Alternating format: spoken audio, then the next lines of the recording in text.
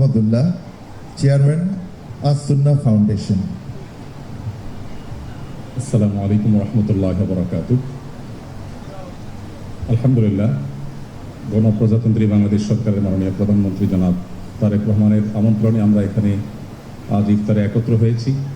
আমি অন্তঃস্থল থেকে ধন্যবাদ জানাই মাননীয় প্রধানমন্ত্রীকে আমাদেরকে আমন্ত্রণ জানিয়ে সমাহিত করবার জন্য। সেই সাথে বাংলাদেশ থেকে ক্ষুধা এবং দারিদ্র্য বেকারত্ব দূর করবার জন্য ওলামা ইকরামের যে অক্লান্ত পরিশ্রম এবং অবদান আছে সেটি আরও জোরালোভাবে ভূমিকা রাখবার সুযোগ আছে বলে আমি মনে করি।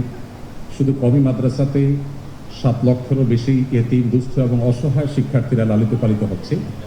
এই ছেলেগুলো, এই বাচ্চাগুলো যদি কওমি মাদ্রাসার পরিপূর্ণ তত্ত্বাবধানে লালিত পালিত না হতো, তাহলে বাংলাদেশে আজ যে সমস্ত কিশোর গ্যাং সহ যে সমস্ত সমস্যা এবং ক্রাইসিসগুলো আমরা দেখতে পাচ্ছি, এগুলো কতটা প্রকট আকার ধারণ করতে পারতো সেটা বলার অপেক্ষা রাখে না।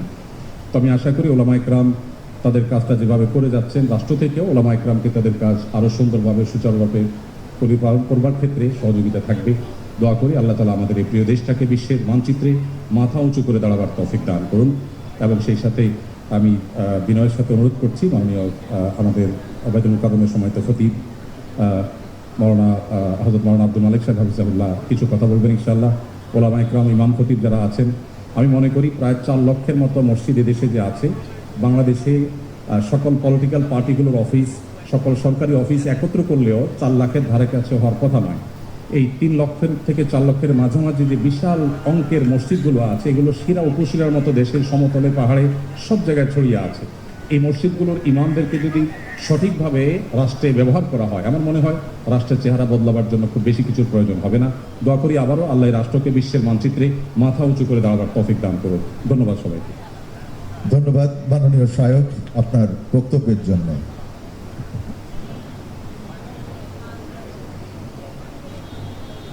আসসালামু আলাইকুম ওয়া রাহমাতুল্লাহ। আলহামদুলিল্লাহ ওয়া সালামুন আলা ইবাদিহিল্লাযীনা ইসতাফা, আম্মা বা'দ। আমি ভূমিকা স্বরূপ কিছু বললাম না, বাস আজকে আমরা এখানে ইফতারের মাহফিলে জমা হয়েছি। আল্লাহ তাআলা আমাদের একাত্র হওয়াকে কবুল করে। আর যেহেতু দ্বীন ওয়ান নসিহা, দিন হলো কল্যাণকামিতা, সেই হিসাবে 1-2টি কথা মনে এসেছে, সেটা আরজ করছি। আল্লাহ রাব্বুল আলামিনের মেহেরবানি, আল্লাহ তাআলা আমাদেরকে এই নতুন সরকার দান করেছেন। ক্ষমতা এটা আল্লাহর নিয়ামত। কুল্লাহুম্মা মালিকাল মুলক তুতিল মুলকা মান তাশা ওয়া তানজিউল মুলকা মিম্মান তাশা ওয়া তুইজ্জু মান তাশা ওয়া তুযিল্লু মান তাশা বিয়াদিকাল খায়র ইন্নাকা আলা কুল্লি শাইইন কাদির। আল্লাহর নিয়ামত, এই নিয়ামতের শুকর আদায় করতে হবে। এই নিয়ামতের শুকর হলো এটার সদ্ব্যবহার। ইযা মালাকতা ফাহসিন। আল্লাহ তোমাকে ক্ষমতা দান করেছেন, এখন তুমি এই ক্ষমতার সদ্ব্যবহার করো, সঠিক ব্যবহার করো। সবার ক্ষেত্রে, নিজ এবং পর